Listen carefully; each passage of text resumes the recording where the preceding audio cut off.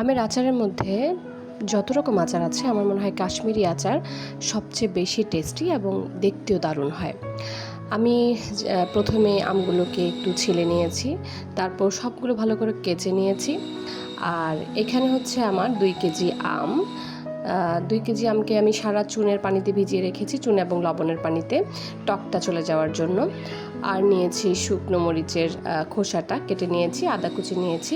আর 2 KG আমের জন্য প্রায় 700 গ্রামের মতো চিনি নিয়েছি, আর ভিনেগার নিয়েছি হাফ কাপের মতো। এই তো, বেশি কিছু প্রয়োজন নেই। এখন প্রথমে পাতিলে আমি চিনিটা দিয়ে দিয়েছি। এখানে আমি শিরাটা আগে করিনি, একসাথেই করব।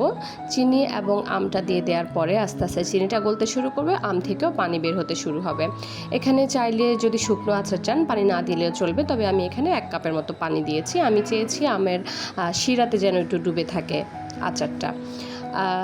শিরাটাও বেশ টেস্টি হয়, যেটা কিনা ফ্রাইড রাইস এবং খিচুড়িটির সাথে খুব ভালো লাগে। আমি এখানে 1 মুঠো আদা কুচি দিয়েছি, 1 চামচ লবণ দিয়েছি। যেহেতু সারা লবণ পানিতে ভিজানো ছিল, তাই লবণটা খুব বেশি প্রয়োজন নেই। এই তো, ইতিমধ্যেই চিনি, শিরা, পানি এবং আমের পানি সব একসাথে মিলেমিশে বেশ অনেকটা পানি তৈরি হয়েছে, শিরা তৈরি হয়েছে। আর এখানে আমি সবশেষে চিলি ফ্লেক্সটা দিয়ে দিচ্ছি। এখন আমি একটু নেড়েচেড়ে আগুনটা বাড়িয়ে দেব যেন আমার অতিরিক্ত পানিটা টেনে যায় এবং চিনির শিরাটা ঘন হয়ে যায়। এই তো, এই আচারে ঝামেলা খুব একটা নেই, একদমই সিম্পল একটা রেসিপি। এবং সবশেষে যেটা দিয়ে দেব, হাফ কাপ সিরকা।